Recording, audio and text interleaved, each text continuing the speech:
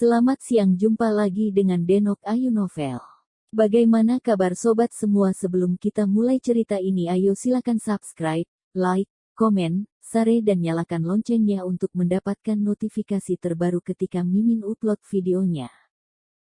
Menantu terbaik bab 37, penyakit Suekin. Aku mendengarnya. Suekin mengertakkan gigi dan berkata tidak yakin.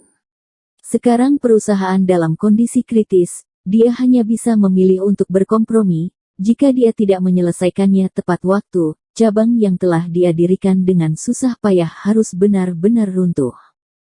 Ayo pergi, dapatkan hadiah. Datanglah ke rumah He dan minta maaf padaku secara pribadi, kata Song Lao dingin. Song Lao memanggil Lin Yu dan mengetahui bahwa dia ada di toko roti, jadi dia bergegas. Karena itu makanannya, Lin Yu mengenakan topi pembalut dan memakai celemek untuk membantu ibunya menjual roti. Ketika semua orang melihat pakaiannya, mereka tidak bisa menahan kelopak mata mereka, wajah mereka sedikit malu, dan mereka mencium napas bajik dan bajik dari Lin Yu. Lao Song, kamu di sini. Sudah makan. Kamu tidak makan roti kukus. Lin Yu berkata sambil tersenyum, dan kemudian menyerahkan Song Lao 2 roti kukus. Karena perusahaan Suekin, Song Lao dan yang lainnya tidak menghabiskan makanan mereka, tentu saja mereka sedikit lapar, jadi mereka tidak sopan, jadi mereka mengambilnya langsung dan masuk untuk mencari meja dan duduk. Suekin melirik roti itu dan tidak bergerak, dia tumbuh sangat besar sehingga dia tidak pernah makan di warung pinggir jalan. Kakak, makanlah, ini enak. Song Zeng berkata dan memakannya. Ini adalah pertama kalinya dia memiliki roti yang begitu enak. Huang Lao dan Song Lao juga penuh pujian. Suekin juga sedikit lapar dengan makan semua orang, dan menelan, tapi akhirnya tidak bisa menahan untuk mengambil dan menggigit. Aroma yang harum dan kaya segera memenuhi indera perasa, dia tidak dapat menahan keterkejutan bahwa roti kukus ini benar-benar terasa lebih enak daripada beberapa hotel bintang 5, Xiaolongbao. Tanpa ragu, dia memakannya dengan gigitan kecil. Ketika Tuan Song dan yang lainnya selesai makan, Lin Yu hampir sibuk, dan mengambil warung bersama ibunya dan memasuki rumah. Kamu adalah ibu baptis Xiao He, kamu sering mendengar dia menyebutmu, kamu sangat beruntung memiliki putra yang begitu baik. Song Lao berkata kepada Qin Xiulan sambil tersenyum. Halo Song, aku sering mendengar putraku menyebutmu. Aku juga merasa sangat beruntung. Tanpa seorang putra, Tuhan memberiku satu lagi. Qin Xiulan tersenyum dan menatap Lin Yu di dinding. Foto-fotonya masih agak sentimental. Bu, mengapa kamu menyebutkan ini? Lin Yu dengan lembut menepuk tangan ibunya dan bertanya, Song Lao, apakah kamu di sini hari ini? Faktanya, saat dia melihat Suekin, dia tahu mengapa mereka ada di sini. Tapi dia sengaja pura-pura tidak mengerti. Oh, aku melakukan perjalanan khusus untuk membawa 2 anak bodoh ini untuk meminta maaf untukmu. Song tua berkata sambil tersenyum, aku mendengar bahwa mereka bertemu denganmu di perusahaan hari itu, dan aku memberi mereka teguran yang bagus di rumah. Begitu suara itu turun, Song Lao langsung memelototi Song Zeng dan Suekin, dan berkata dengan dingin, cepat minta maaf pada Xiao He. Song Zeng berdiri dengan enggan dan berkata, He Jiarong, benar. Disebut apakah itu? Sebelum dia selesai berbicara, Old Song menendangnya, memelototinya, lebih tulus. Song Zeng buru-buru menggaruk kepalanya, dengan sikap hormat, dan berkata, saudaraku He, aku benar-benar minta maaf hari itu. Jangan seperti aku. Kiner. Melihat Suekin duduk diam, Song Lao memanggilnya dengan suara yang dalam. Maaf. Suekin berdiri tidak yakin, dan tidak melihat Lin Yu tanpa melihatnya. Xiao He, jangan kaget, gadis ini dimanjakan olehku. Demi aku, maafkan mereka. Song Lao tertawa. Tentu saja wajah Song Lao harus diberikan. Sebenarnya, aku tidak menganggapnya serius. Lin Yu tersenyum. Itu bagus, seseorang di perusahaan Kiner menjadi gila hari ini, dan kamu harus meminta Xiao He untuk datang dan membantu," kata Old Song sambil tersenyum. Lin Yu melihat penampilan Song Lao yang memukau, dan dia tidak tahan, cucu-cucunya membuat kesalahan, dan dia masih membutuhkannya sebagai orang tua untuk menyelesaikannya secara langsung. "Song Lao, bukannya aku tidak ingin membantu, tapi Mas Sue mengatakan kepadaku pada saat itu bahwa orang-orang menginginkan kulit dan kulit. Jika kau memintaku untuk keluar, aku khawatir aku tidak bisa datang ke sini lagi, tidak peduli seberapa tebal kulitku." Lin Yu melirik Sue Qin. Dia tidak bermaksud mempermalukannya. Hanya saja amarah wanita tertuanya harus diperlakukan oleh seseorang. Dia dan Song Zhengzhen layak untuk sepupu, dan karakter di atas tampaknya diukir dalam cetakan yang sama. Dari Song Lao mengerti maksud Lin Yu begitu dia mendengarnya. Ini untuk Sue Qin berbicara secara langsung, dan dengan cepat mengedipkan mata pada cucunya, dan mendesak, "Kiner, tolong angkat bicara. Ini adalah urusanmu sendiri." Sue Qin membenci Lin Yu sampai mati sekarang. Sejak kecil, pria mana yang berani berbicara dengannya seperti ini? Kapan dia dengan keras kepala merendahkan dirinya dengan seorang pria? Dia tidak pernah menyangka bahwa dia akan memberi Lin Yu semua ini untuk pertama kalinya. "Maaf, saya minta maaf kepada Anda atas apa yang terjadi hari itu, tolong bantu saya sekali." Sue Qin mengertakkan gigi dan berkata, setelah bertahun-tahun pasang surut di Shanghai, dia juga belajar membungkuk dan meregangkan, tapi dia diam-diam kejam. Begitu dia menangkap kesempatan, dia harus menyiksa Lin Yu dengan parah. Lin Yu tersenyum di sudut mulutnya, dan melihat bahwa wanita muda yang sombong kepadanya beberapa hari yang lalu sekarang mengaku, dia ceria yang tak bisa dijelaskan.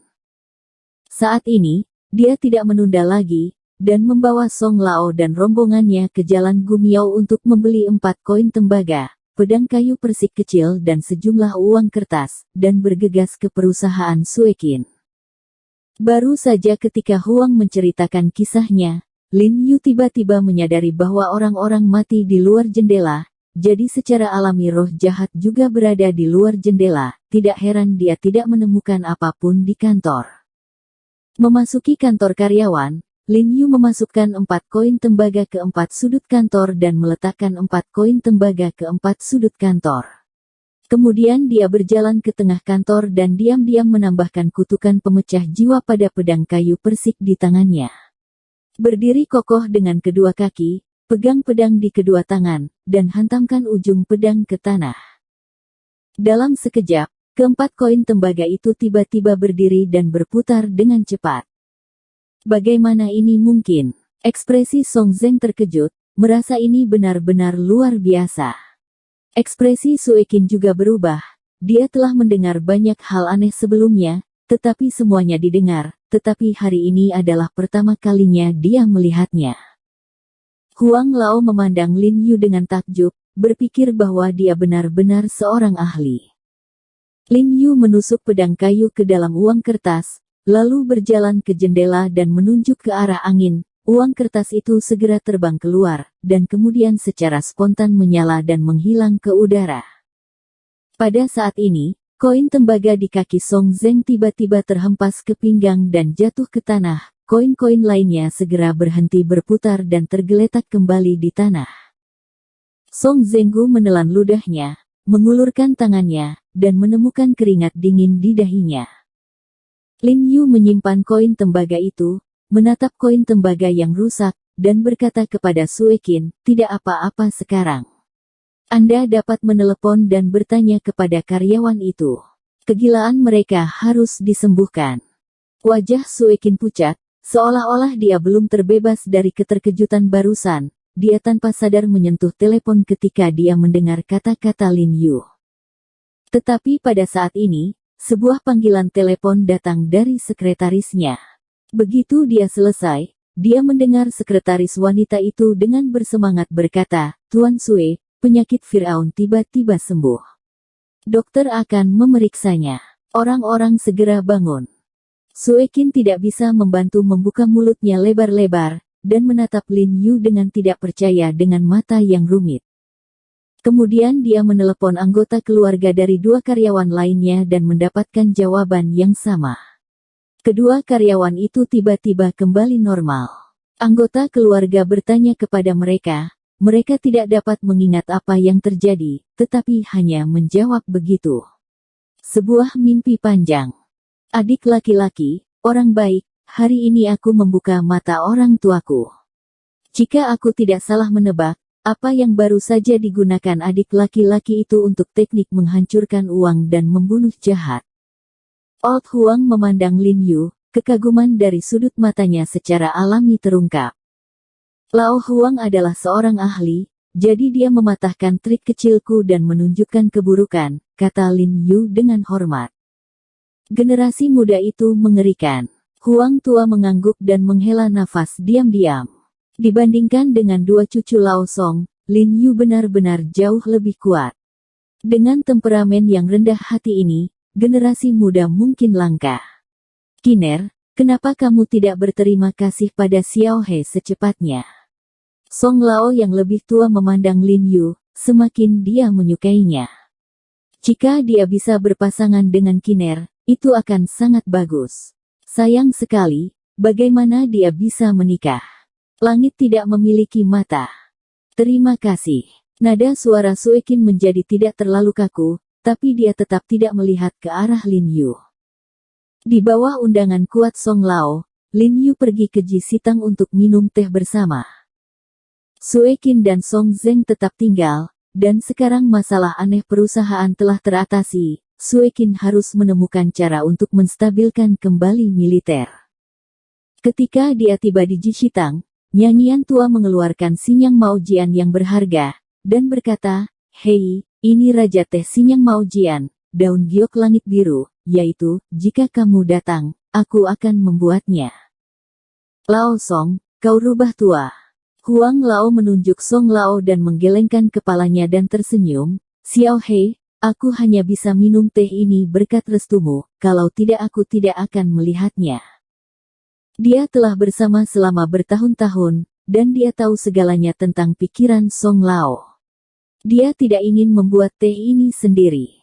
Dia hanya mau mengambilnya sekarang, jelas mencoba menjilat Lin Yu.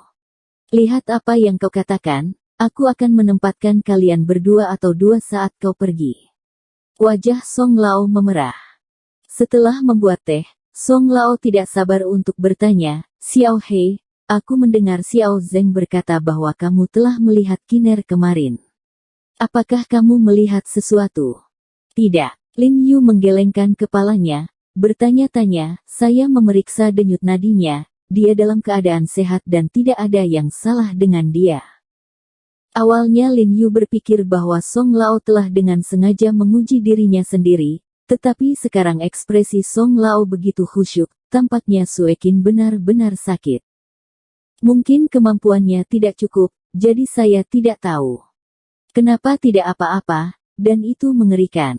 Ekspresi Song Lao berubah dan dia berkata dengan cemas, "Dia kecil, kamu tidak perlu mendapatkan denyut nadi untuk beberapa penyakit. Kamu dapat melihatnya dengan mengamati dan menghubungi lebih banyak."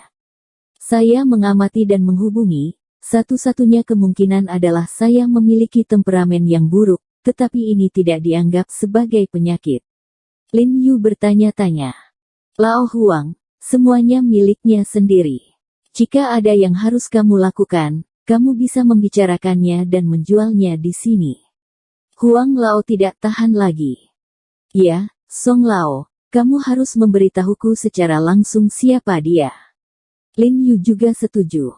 Lin tua sedikit memerah, menutupi wajahnya, dan mendesah, "Oh, aku sangat tersesat, bagaimana ini bisa membuat orang tuaku berbicara?"